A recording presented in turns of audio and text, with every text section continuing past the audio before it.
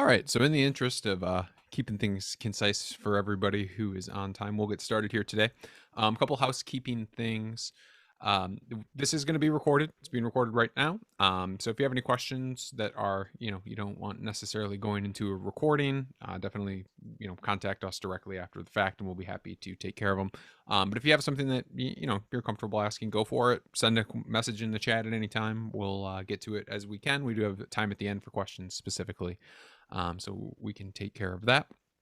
And we'll send out a mailer after this as well, so you can forward this on to anybody else. But what we're here to talk about today is the future of GP more generally. Obviously, if you're here, that means you're at least a little bit concerned about what's going on with the future of GP, or you've heard somewhere along the line that oh, GP's over, GP's coming to an end. We're going to talk about all the things surrounding that, kind of where the future actually does lie. Really, some things about GP that can give it some legs, make it useful in the long term, and really some ways to add features and functions to GP in a way that can overcome some of its shortcomings and extend that life even farther into the future.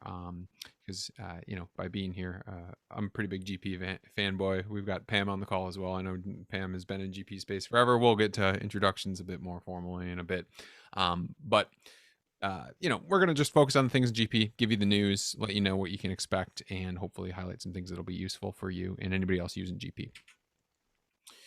So, our agenda, we'll go through each of these in detail. I won't harp on this too long, but basically, we have direct word from Microsoft, some details about what this means from your perspective, and then kind of some features and things in GP at the end that will show you what's going on with GP more generally. So, along with myself on today, I've brought along Pam Michalik, who has been in GP for a long time. Pam, if you want to hop on and give your own little intro, that would be great. Of course. Hello, everybody, and welcome. As Kevin said, I'm Pam Mashalik. I've been with the GP community since 1995. So for those of you old school GP people, GP version 2.04 is the version I started on. I am super passionate about this product and about our community. And I work at Ingevity now.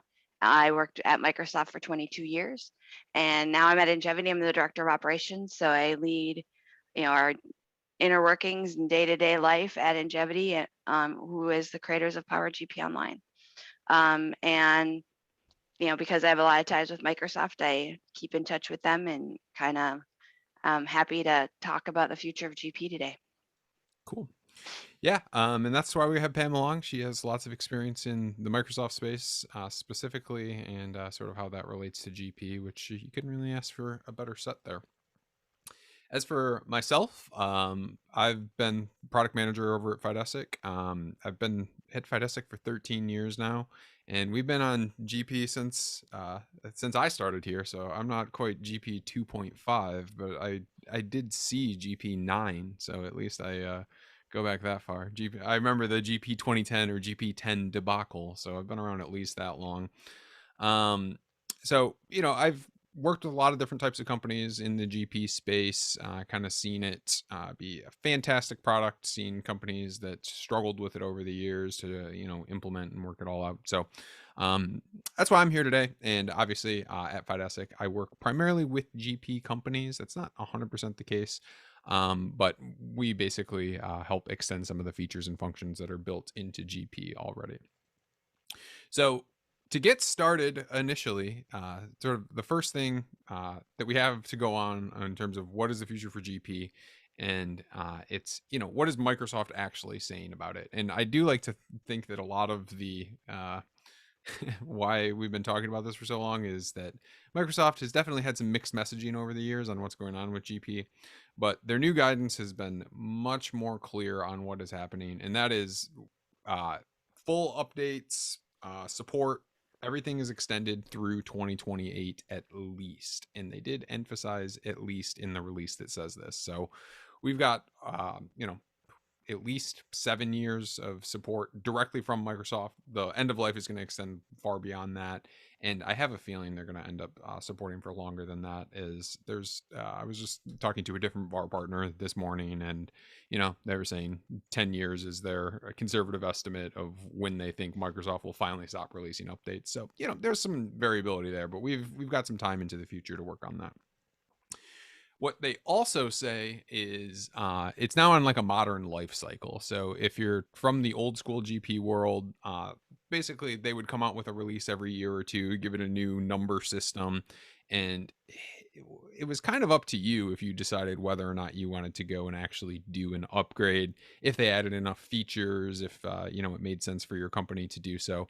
And that is a thing that's changing right now for sure. So they're doing 3 updates a year. It's kind of in line with how things used to work in that there was the year-end update and there was like a couple other patches that would happen, but basically they're really dead set on people doing at least one of those updates per year. So I don't know, Pam, if you have any more intel on what the other 2 are. I know the end one right now is still kind of like a year-end tax update, but it does count as one of the actual updates that you can do. Right, exactly. And so the way it's going to work, it's been in this kind of life cycle for a while now, where in October they'll have their major release with the major functionality in it. Then they'll do the year-end update, which will come like December timeframe, and then they'll have a mid-year release, which will come like July. So the mid-year could have some payroll tax type things if Canada or the U.S. do something, but they'll probably have some light features in there as well.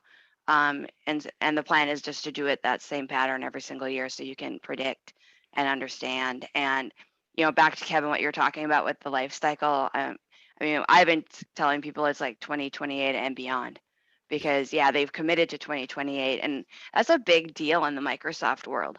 Right. Microsoft lives in fiscal years. They do not live in years called 2028. So for them to post out and be bold about a roadmap that has 2028 on it is pretty big. So it's a pretty cool deal. So, and that's where I think it's that and beyond. Because I think it's just really interesting that they've done that, because when I worked at Microsoft, they wouldn't have let me put a 2028 on a slide. So I'm like, why do they get to be the cool kids and do that?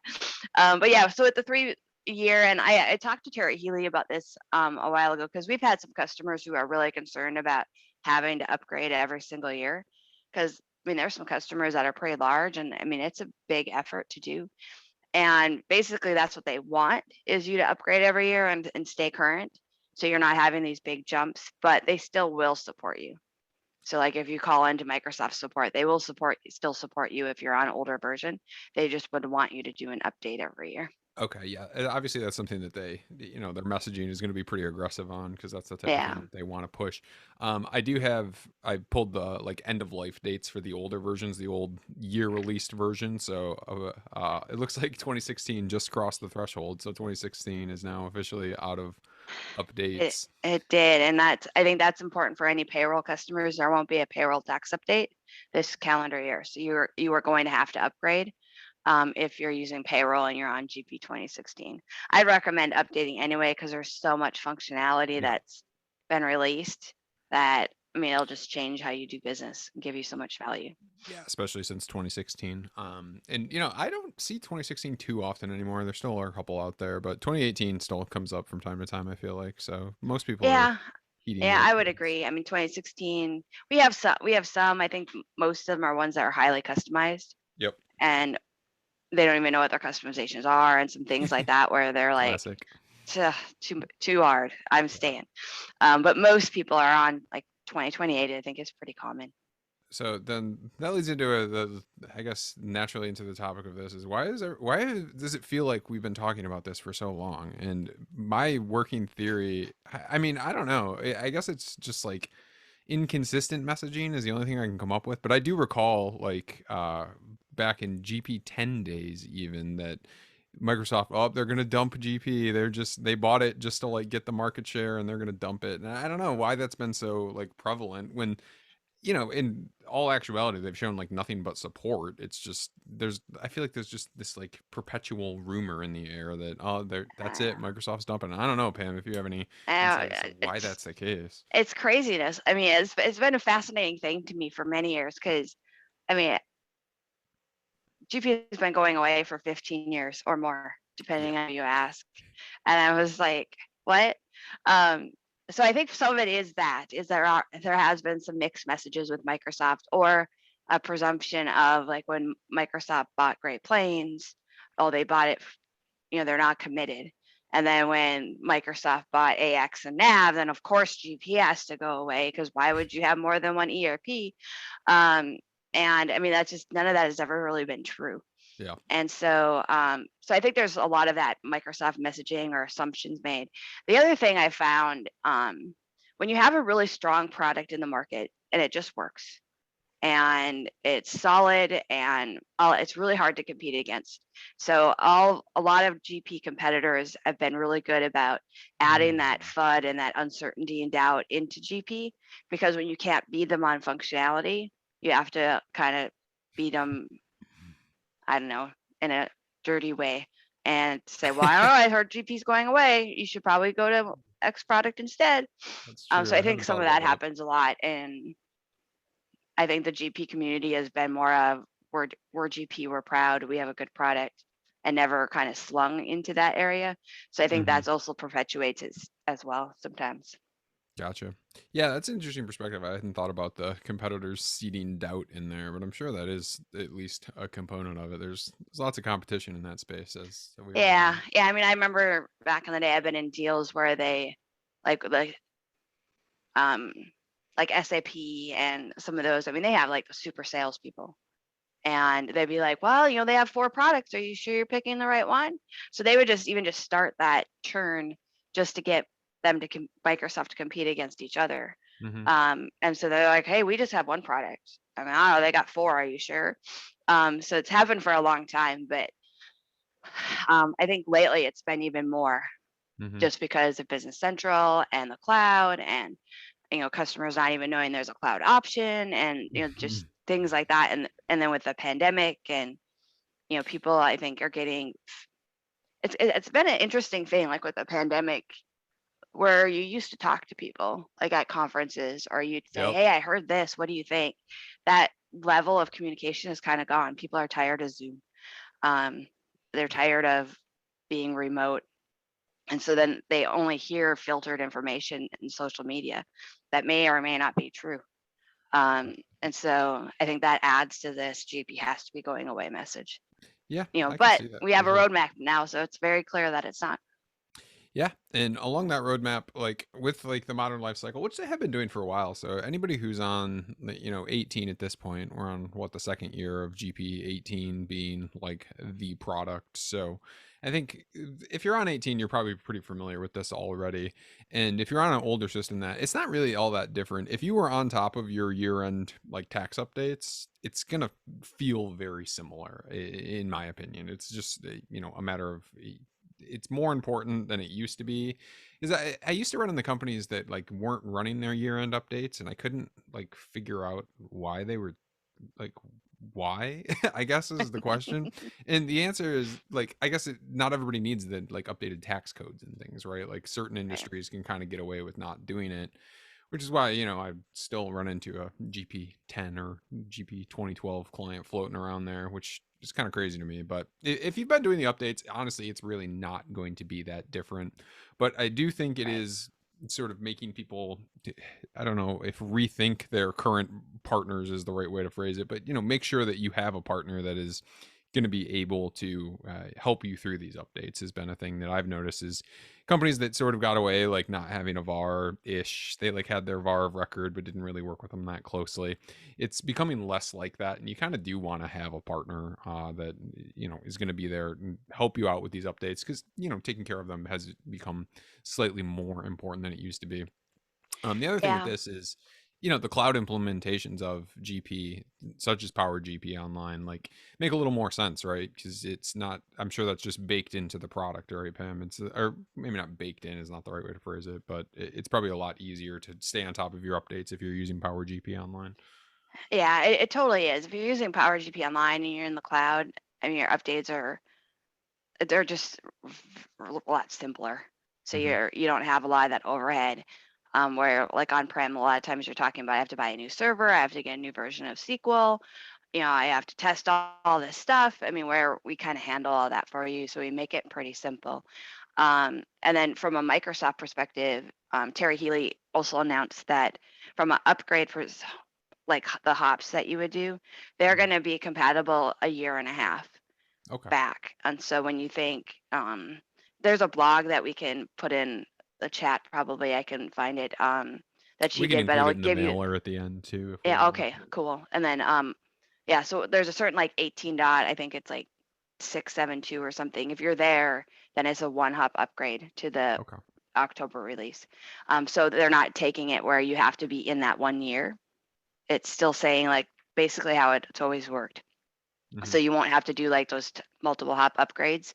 And you can kind of update every couple of years, because what most people, December and January is not a good time to upgrade. So people try not to upgrade unless they have payroll and they have to. True. And so then they kind of slow down a little bit. But yeah, so I think with the modern life cycle and kind of what does it mean, it's kind of change without change a little bit. But I would recommend to upgrade. I mean, at least every 2 years, and try to put that into your business plan. I know I have a couple of customers where what they do is they've asked us, which is an interesting model. Can I just pay you a little bit extra kind of per month? And Hmm. then I get free upgrades every year. So I don't have to go ask for a budget request. Like a nonprofits, they're kind Right. of hard to get money up. So they have to go to the board. And they're like, so if you can just have this part of my yearly dollar amount that I can budget, it would be perfect.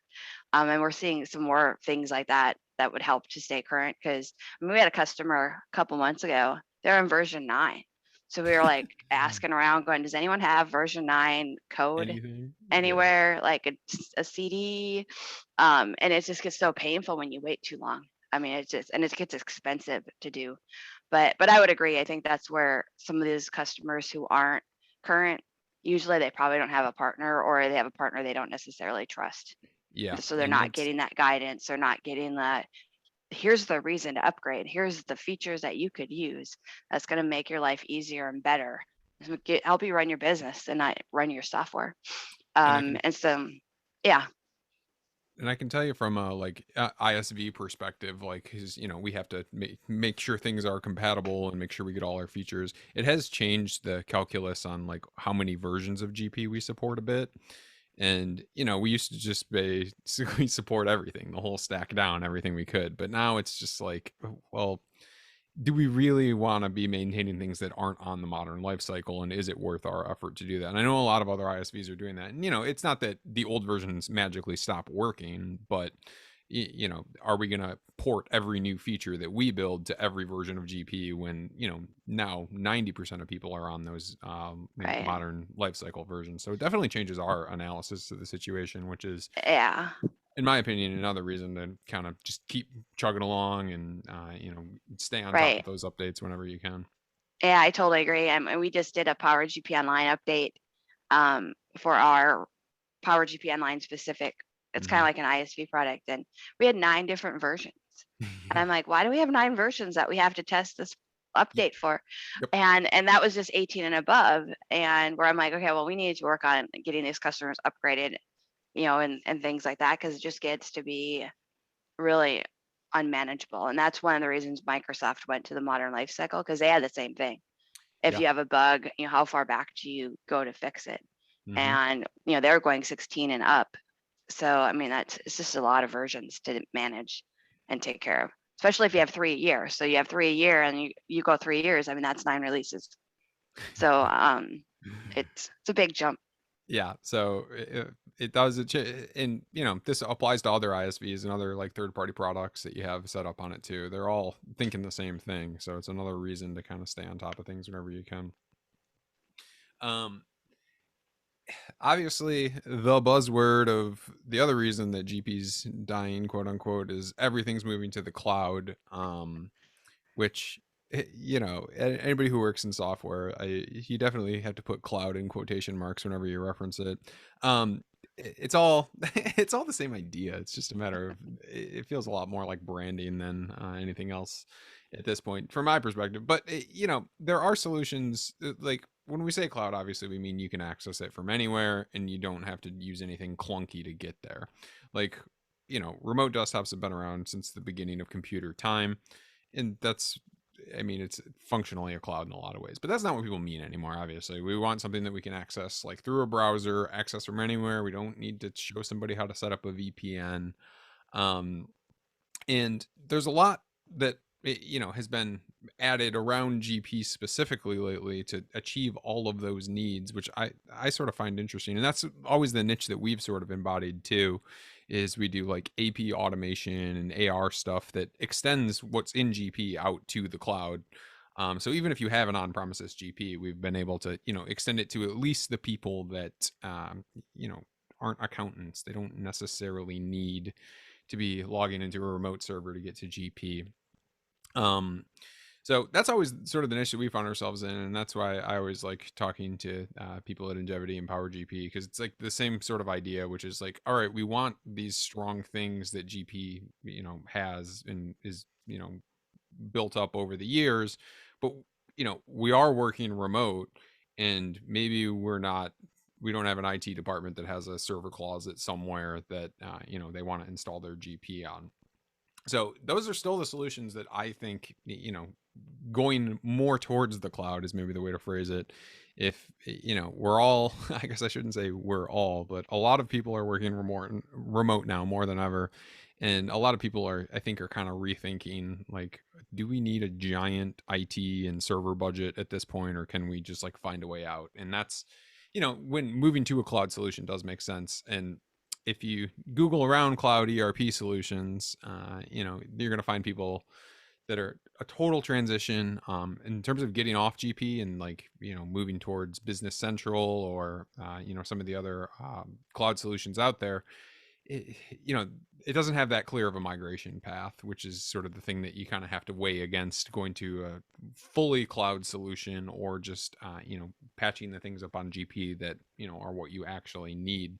And I know that's sort of PowerGP Online's whole business model, right? Is extend those things that you need out and keep the things that you need locked down on a server somewhere, locked down, right?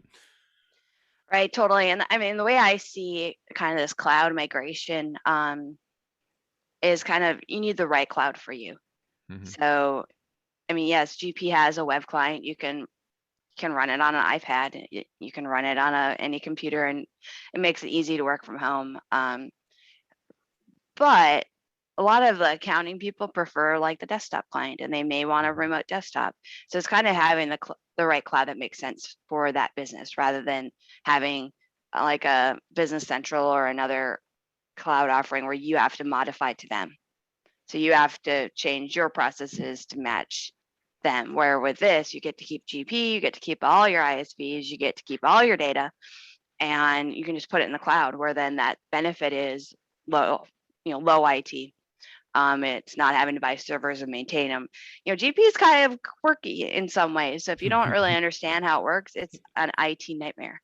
If you In some know ways might be GP, an that's not bad. understatement. It's a little quirky. I think we know it's a little quirky. It might be a little understatement, but yeah, it's a little quirky. But once you know it and you understand how it works with SQL and how it works with remote desktop and all of that, and that's why there's companies like PowerGP Online, because we are GP experts and we get it, and we make it super simple, so you can just focus on running your business, and we just take care of all that hard stuff in the back end.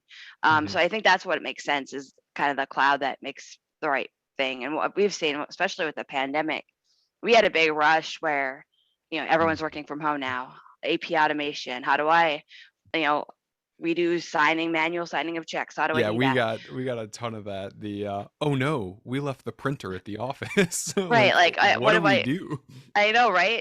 And so we had, like, in the beginning of the pandemic, we had a ton of that, where they were like, oh, I got to do this. And then they're like, okay, we're making do.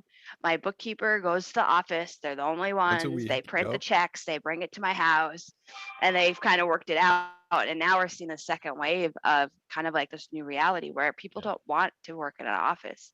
They figured out how to work from home and be effective. Or if they do an office, they want to do it like a day or two a week and kind of have a hybrid. And so now we're seeing the second wave of, okay, my band-aid I made at the beginning isn't going to Mhm. work anymore. So now I need to kind of figure out how do I really do some more automation. And the cloud is the perfect place to do that. Yeah. Makes it a lot easier because then you don't have to figure out how to hook all that stuff up. Yeah, 100%. And that was the big push why everybody started talking to us is we forgot our printer. We need a way to print checks. And that's just, it's a part of what we offer is like basically a cloud-ish solution to get your payments out. And then, that's an easy way to sort of explain all the other things that we can do that also benefit. And you can have a whole workflow in the cloud. You can have ACH processing. Maybe you don't have to print so many checks anyway. I So know it's there's funny at Ingevity, Chris Dopkins, the owner, and I were talking about it. I'm like, we need to do what we're doing for our customers and actually be our own partner because we haven't automated our checks yet. I'm like, why aren't we doing more ACH? Why aren't we doing well, more of this automation? And we're in the cloud. Why aren't we? And I'll he's, be I'll he's be like, we've been happy busy helping to everybody help you else. guys roll this out. Don't worry. I'll be happy to roll Yeah, you there out you with go. these things. We'll give you the friends and family on that one. I'm sure we can help you out.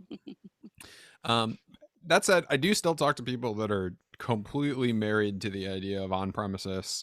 As far as I can tell, there's like some nonprofits and some different things where it seems seemingly there's like regulations that in their bylaws it's been no cloud anything, and I don't know if you guys have figured out a great way to overcome that necessarily, but people want AP automation, but they want like an on-prem solution, which I don't even entirely understand what that would look like in a lot of ways. So there's still a case for it, and GP is still really good at that if you need to do that, which is great. But I think a lot of people are sort of rethinking, especially given the past year and a half or however long it's been, what on-prem versus the cloud really means. So Yeah, I think that has shifted. I mean, back probably 5 years ago, we found quite a few customers who they're like, I need physical control of our data. yep. I need to be on-prem, whether it was a regulation or like a nonprofit situation. And a lot of that's kind of shifted. So like for us, what we've done is in our cloud, you have a dedicated SQL server. You have your own Mhm. RDP logins. You're not sharing your SQL server with another company. So you really kind of have your own control over it. We just do all the hard work for you. So I think there's some kind of wiggle room where people are a lot open to it just because of the benefits of going outweighs some of the red tape that they've had before that they weren't willing to move, especially when you start getting into the details of what that cloud could look like. It doesn't have to be like a cloud where you're in a multi-tenant area and you Mhm. don't have access or control. That's why it's kind of like the right cloud for you. So we have customers where we're like, hey, if you want it super controlled, we'll give that to you and you can still have the cloud and all the benefits for it. Or you can go to a multi-tenant cloud as well Mhm. and not have that, and it's just a lot cheaper for you. So it's kind of the right cloud for the right person.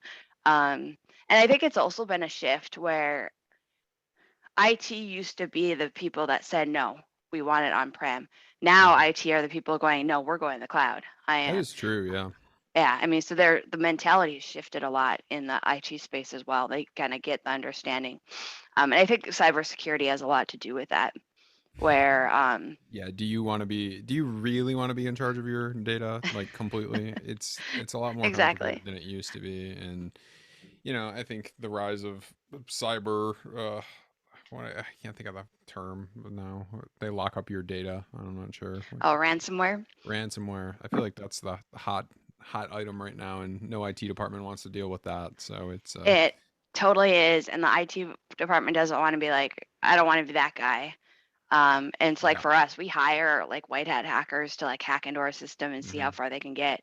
I mean, because really, like when you think some of these third world countries and like China and North Korea, places like that's what people their job is. Their job is to hack, and then what they Hmm. do at home is they hack on the side, and that's how they make money. Hmm. And it's not that hard anymore. Out in the dark web, you can find out here's how you send ransomware to someone, and it's not that hard to do. You Yeah, don't and even have to be smart anymore. it's been a But big push on us too. Is people are hesitant to do ACH processing because if they have to manually do anything, it's like, oh, do I want to have this banking information? That's all suspect. Which has always been a thing that we can have. Is like, no, we'll secure it, we'll encrypt it, we'll do all the security side of things, and we can just help you out on the actual processing side, and you don't have to worry yeah, so much about collecting info over the phone from somebody's bank account. Like you don't have to do these things. There's more secure ways to do it now, for sure. right. So we've kind of already talked about what GP does well throughout a lot of this. So we can just kind of skip to the end of this and just talk about. I mean, it's probably blasphemous for you to say, Pam, but have you talked to people where GP, like, what is the situation where GP doesn't work for somebody? Because I can definitely think of some on my end. You know, yeah, this is a hard question for me, as you said, Absolutely. where I'm like, no, I'm I'm not an answering ISV. it. I'm independent of this. I can talk. I mean, if GP Works is a super diverse product. I mean, it works from like little mom and pop shops with one user to, we have a customer we work with that has 600 GP users. So Mhm. it varies. So I think a lot of it is depending on if you're in different countries or you need different translations or different localizations. If you're outside of the US, that's kind of where it can get tripped up pretty fast. If you have, especially if you're in multiple countries, there are like things where we have like a customer that's in Brazil. And I mean, their localization laws are just insane. Like they pass a law and then you have to be compliant tomorrow. Like Yeah. it's not like in the US where you have time to implement things like, ACA or things like that. So that's an area that I would kind of steer clear from. There's also some certain verticals that are a little bit tricky, but um, and that's what gets hard. Like you said with the ISV community, GP has I mean, GP is a very strong horizontal product, and then it has all these ISVs Hmm. that make it sting, and so that's where it gets really diverse. Um, That lines up exactly with what I was going to say. Is the thing that I've seen is people like just sort of roll out stock GP and then like complain that it's not meeting their needs.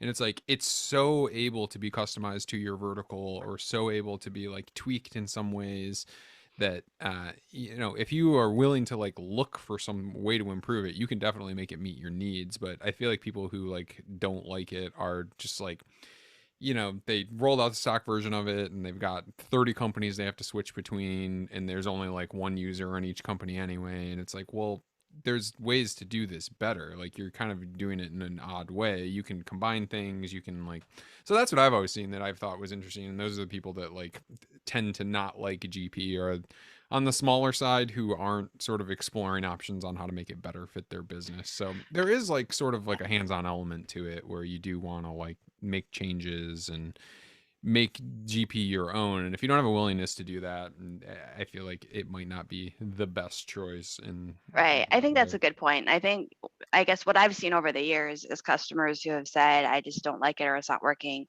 Mm-hmm. Sometimes they just didn't have the right partner You and just it got to didn't get poke at it and implemented right. ask, right? Ask the right questions. Yeah, and you're just like, wow, or they're on like an older version, or they just haven't implemented, where they're maybe using like GL and AP and AR, Mm-hmm. and they haven't implemented everything else. And so you're Yeah. like, well, yeah, you're not really using GP at all.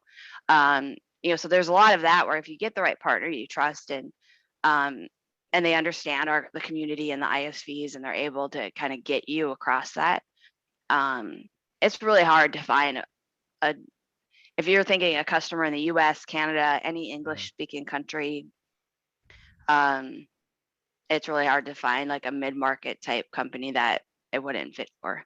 Yeah. Um, I mean, and even like because we have a 600 user company we work with, we have a 400 user company we work with. So I mean, it scales to lots of users, The but mid-market's pretty big, right? It can the be market pretty is pretty big, but you big have to market. implement it right. So if you don't Mhm. implement it right, then you're not going to be happy. And then there's also things like you said, like making it your own where I mean, this was like probably about 10 years ago. I did a research project when I was at Microsoft, and we did call downs to customers who left GP and asked them why. And Hmm. then we also did call downs to customers who bought GP and asked them why. And what was so fascinating about it and completely frustrating, like completely frustrating, was the number one reason that why they bought GP and the number one reason they left was exactly the same. And so you're just like, what? I just can't get it right. How much, and we were doing research to figure out what do we need to add to the product or what area do we want to focus on. And it was really about like reporting. And Hmm. today, I mean, this is a place where GP sings. If you do it right, if you want to do Power Hmm. BI or you want to do Azure Data Factory or you want to, even just use Excel and actually spend time, that's what it's going to do. Otherwise, you're not going to be happy with GP and you might leave to go somewhere else and have the same exact problems. Yeah. And people, what I've found is when people say reporting, they mean vastly different things. Some people want an insanely detailed spreadsheet that they can manipulate on their own and like figure everything out. And that's reporting to somebody. Somebody else just wants a dashboard with like columns that show you what happened. And it's Yeah, like figuring out what that looks like. And that's one of the things that we've been able to excel at is just like extend the proper amount of information to the correct person. Because not everybody wants like, and that's like the classic like CFO case. They want to see everything, but they don't want to know. They don't want all the details on everything. They want to look at a snapshot and go, "Oh, this looks good. This looks good. This looks good. right. Sweet." Like they don't want to, "Oh, this is off by $1." That's not, nobody cares. So, it's figuring out what amount of data to give to people, and that's so like along this exact same like line, which is what does it lack, and it's like giving those different options to people. And as you mentioned, what it lacks can always be addressed by some third party solution or some partner who knows how to implement it properly. And the thing that I find people are resistant about is you need somebody to manage it and you have to have a VAR to do it. But as we've talked about with Power GP Online and other VARs, like the idea is you find somebody who knows this system and knows how to set it up, and it becomes a lot less of a concern, is what I've sort of seen on that. And then what we basically offer is a front end system for non-accounting type people, as well as accounting type people. So people who approve invoices or approve payments might not be that like interested in the super granular accounting level detail. Well, cool, we can simplify that and give them just what they need to make their approvals, and most importantly just do it through a like nice, friendly, modern looking web interface, which is definitely what we do. um, and then downside, one of the downsides is obviously the learning curve of GP. People, I've seen new users seem very perplexed trying to find their way around.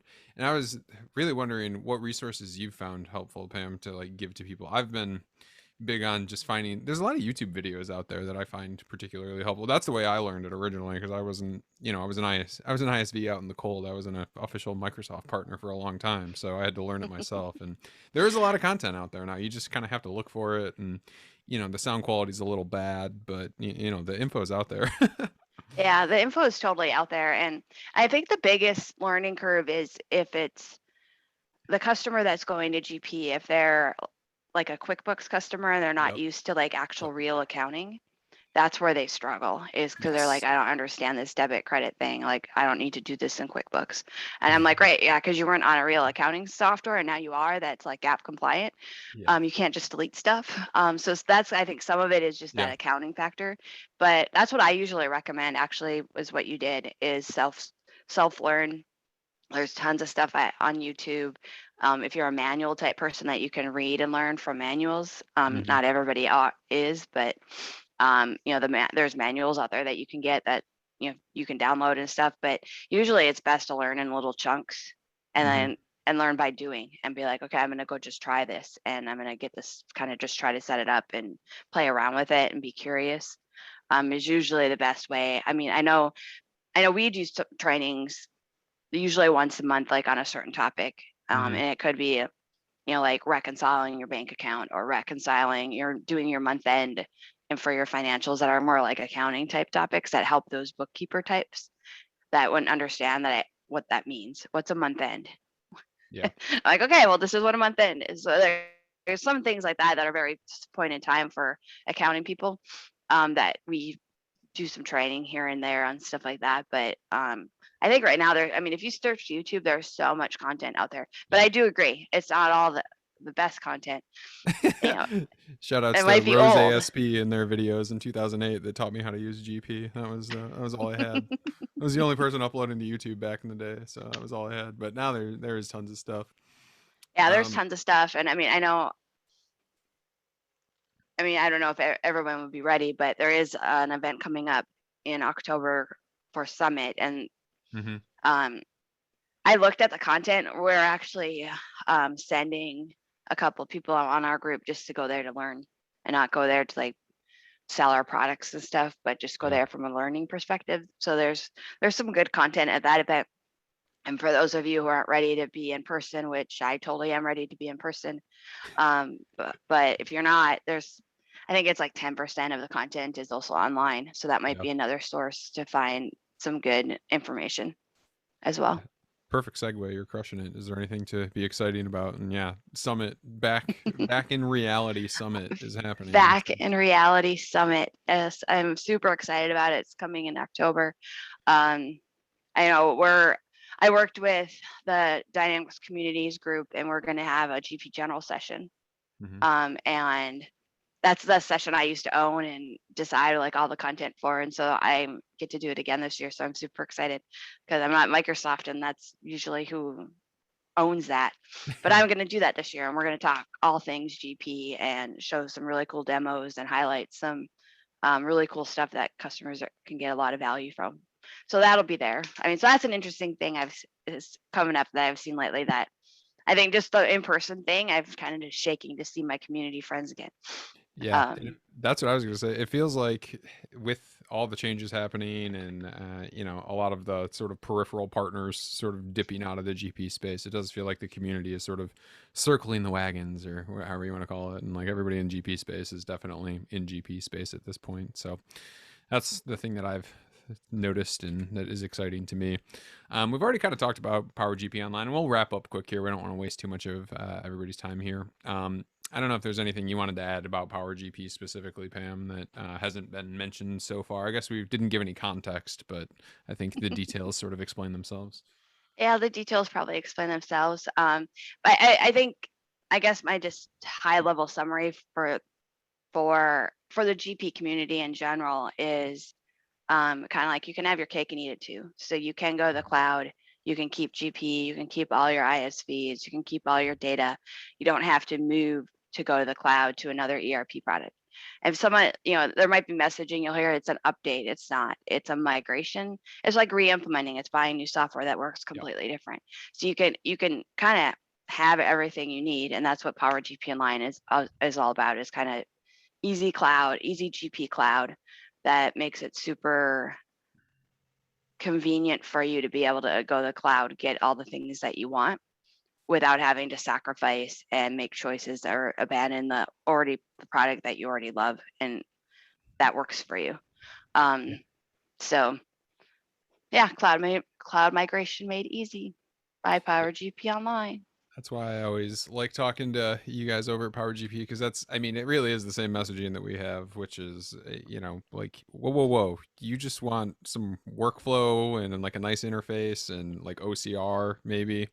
Like, don't don't throw everything out just to like get those features that you want. We have those features, and you don't have to reinvent the GP wheel just to, because you forgot your check printer at the office. Like, no, it's okay. We can handle these things. We can keep it simple for you, and you don't have to reinvent everything just to do it. And that's really what we excel at, is just all the like bells and whistles of the like fancy new accounting systems that everybody releases with built-in data capture and like really robust workflow and ACH payment processing that is like direct and easy like that. All that stuff is built into us, and we're trying to basically extend those features out from what a stock GP has to make it, for the vast majority of users, they don't have to see the GP interface and learn it and do these things. Like, no, let's just keep it simple.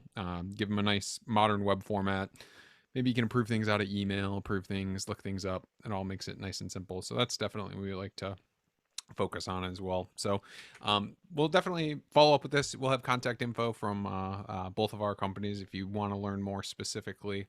And we do have, I guess we can open up for QI or QA if you guys have any questions specifically. Again, I'll probably cut the version of it at this point if you guys want to ask some questions, and we can just upload. And like I said, feel free. We can forward this on to everybody else, and we'll follow up with some data as well. So if there's any questions, definitely throw them in there. But we'll give it a minute or so. But if nobody has anything specific, greatly appreciate everybody's time here today. Thanks, Pam, for joining. Really great. Couldn't ask for more info and more insight on what's going on. Much appreciated. And it looks like my old bud Dan O'Connell wants a demo of Power GP online. So, well, awesome, Dan. I will follow up and get back to you on that. Yeah, And I will tell Dan's my been cat around the hi for space you. for ages and ages too. Don't worry. So he knows GP. He might not let you. He might pretend like he doesn't, but he knows GP. Don't worry. Yeah. So okay, thanks everybody. Greatly appreciate Cool. your time. Thanks, everyone. And have a good rest of your day. Take care.